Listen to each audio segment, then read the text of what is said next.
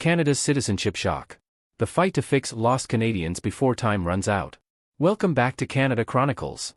Today, we're diving into a citizenship crisis that has left thousands of people in legal limbo. These are individuals who, despite strong ties to Canada, have been denied the very citizenship they should rightfully have. We're talking about the Lost Canadians, a group caught in a web of outdated laws, bureaucratic delays, and political inaction. But now, change might finally be within reach. A major court ruling has declared parts of Canada's citizenship law unconstitutional. The government has proposed Bill C-71, a game-changing piece of legislation meant to fix the issue. But with political roadblocks and unexpected delays, the fate of thousands still hangs in the balance. What is happening behind the scenes? How will this impact Canadian families at home and abroad? And what does this mean for the future of Canadian citizenship? Stick around until the end because we're also uncovering the untold story of Canada's border babies, a little-known issue affecting Canadians born just across the U.S. border. Could they, too, be at risk of losing their citizenship rights? If you care about fair immigration laws, make sure to subscribe and turn on notifications so you don't miss updates on this evolving situation. Now, let's get started. In Canada, a silent crisis has been unfolding for years, leaving thousands of people disconnected from the country they consider home. These individuals, commonly known as Lost Canadians, have been denied citizenship despite strong ties to the nation. Bureaucratic red tape, outdated laws, and political inaction have complicated their path to recognition. However, there is hope that change is on the horizon. The root of this issue lies in a 2009 law that introduced the first-generation limit on citizenship by descent. Under this rule, Canadian citizens born outside the country cannot pass their citizenship to their children if those children are also born abroad. The law was intended to prevent people from claiming Canadian citizenship without a meaningful connection to the country. In reality, it has had devastating consequences. Families have been separated, children have been left stateless, and many have struggled through an exhausting, often futile process to claim their rightful citizenship. Advocacy groups, legal experts, and affected individuals have fought for reform for years. In 2023, the Ontario Superior Court ruled that the first-generation limit was unconstitutional. The decision acknowledged that the rule discriminates against Canadians based on their birthplace. While the ruling was a victory, it did not immediately grant citizenship to those affected. Instead, it forced the government to act. This is where Bill C-71 comes in. Bill C-71. The proposed solution and the roadblocks it faces.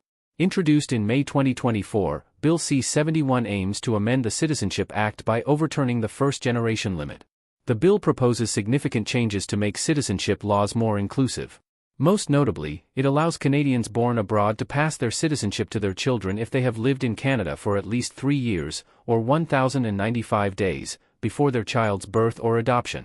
This substantial connection requirement is designed to balance inclusivity with maintaining meaningful ties to Canada.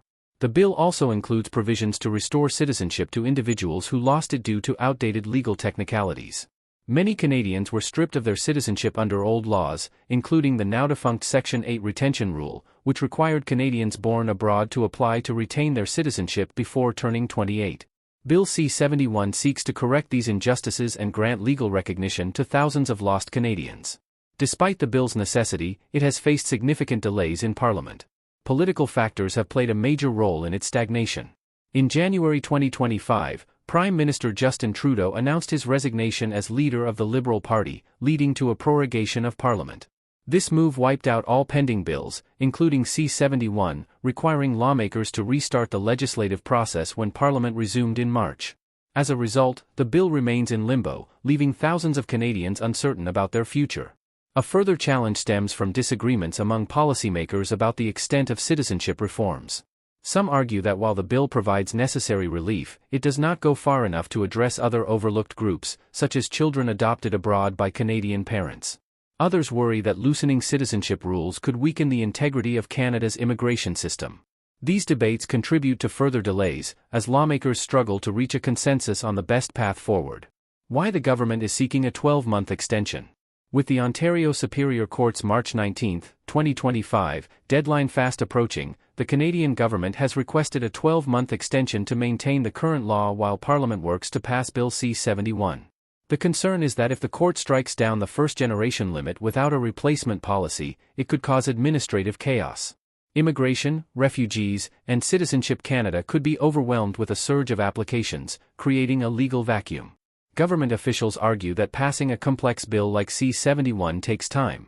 Citizenship law amendments require extensive debate, committee reviews, and approvals from both the House of Commons and the Senate. Officials claim that a rushed process could lead to legal loopholes or inconsistencies. While the request for an extension is seen as a procedural necessity, it has frustrated affected individuals who have already waited years for resolution. Many believe Parliament should act faster instead of delaying justice yet again.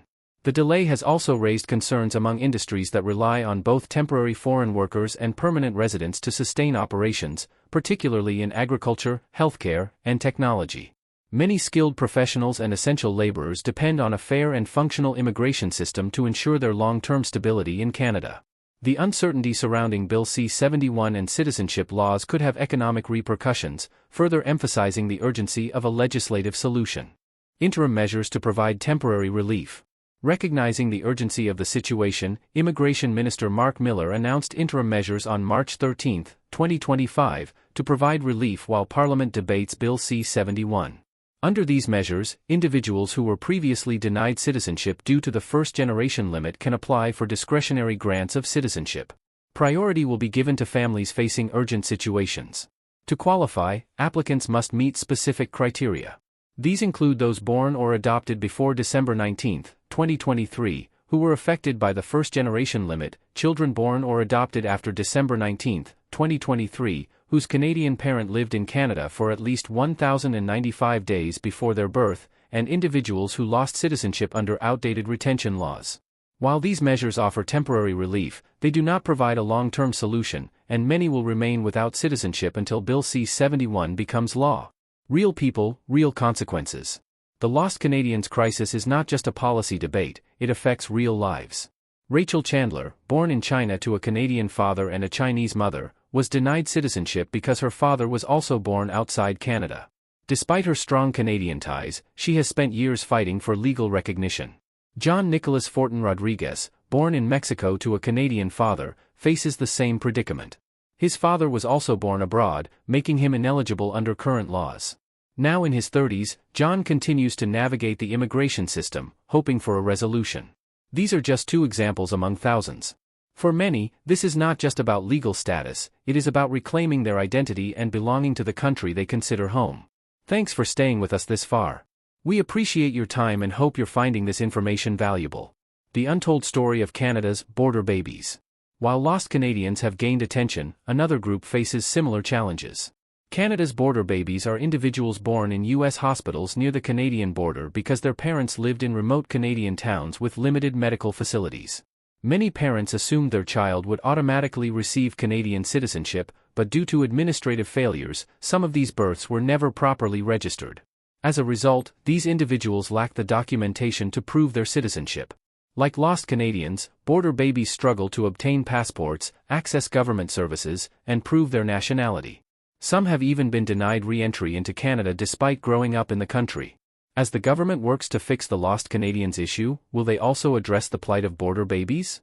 That remains uncertain, but what is clear is that Canada's citizenship laws need comprehensive reform.